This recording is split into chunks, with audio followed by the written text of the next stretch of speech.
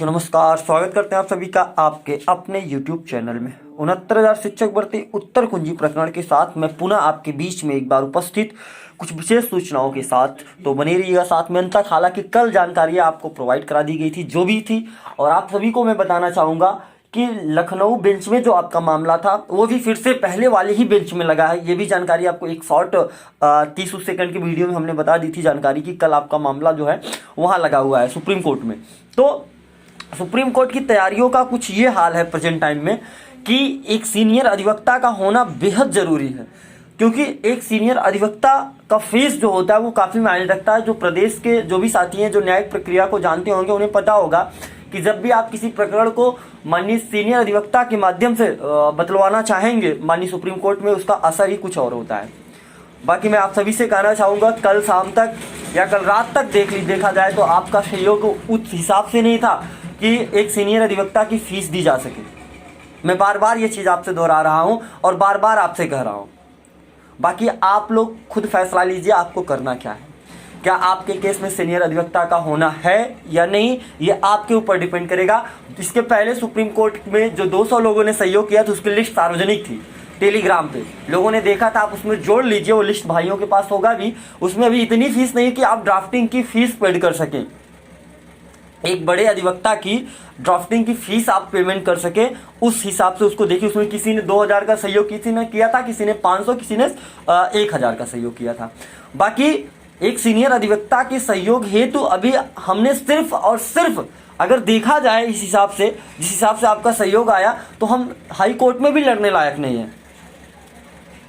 आप सभी से एक अंतिम अवसर, एक अंतिम बार मैं कहना चाहूँगा कि अगर आज सहयोग आपका ठीक ठाक रहा, लोगों ने अगर अच्छे खासे तरीके से साथ दे दिया, तो यकीनन मानिए कि आज शाम तक एक बेहतर पैनल के साथ कल सुप्रीम कोर्ट में उतरा जाएगा। अन्यथा की स्थिति में सीमित संसाधनों में जितना बन पड़ सकेगा, अगर हो पाएगी व्यवस्था तो ठीक है, नहीं तो जैसा भी हो सकता है वैसा करते आ रहे हैं, वैसा करते रहेंगे। लेकिन एक बात आप सभी को अवश्य बता दिया जाएगा कि इसके बाद किसी प्रकार का कोई जवाब या सवाल आप हमसे कर नहीं सकते, क्योंकि आप सहयोग करेंगे तभी हम उसके जवाब दे होंगे, तभी हम जवाब दे पाएंगे।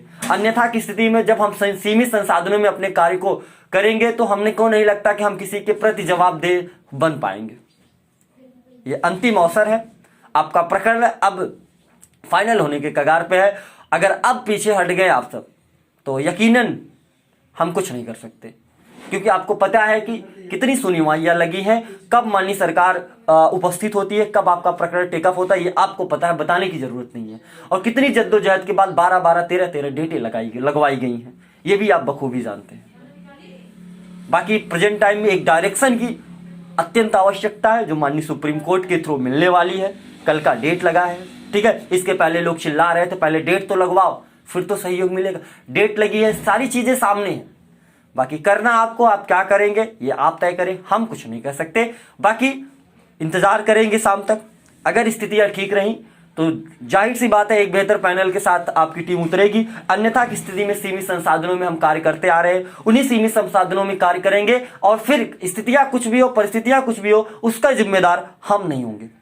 मैं खुले मंच पे और खुले मन से ये बात कह रहा हूं कि अगर सहयोग अच्छा रहा तो पैनल अच्छा होगा, सहयोग अच्छा नहीं रहा तो पैनल में जो भी कमियां होंगी और आगे जो भी चीजें होंगी उसके प्रति हम आपके जवाबदेह नहीं होंगे। क्योंकि हमने 3 दिनों से आप लोगों से, जब से डेट लगी तब से रिक्वेस्ट पे रिक्वेस्ट किए जा रहे हैं लोग, टीम के मेंबर द्वारा, हमारे द्वारा। बस इतनी ही बात आप सभी से करनी है, बाकी आप खुद तय करें। मिलेंगे विशेष जानकारी, विशेष अपडेट्स के साथ, तब तक के लिए आप सभी साथियों का बहुत बहुत धन्यवाद।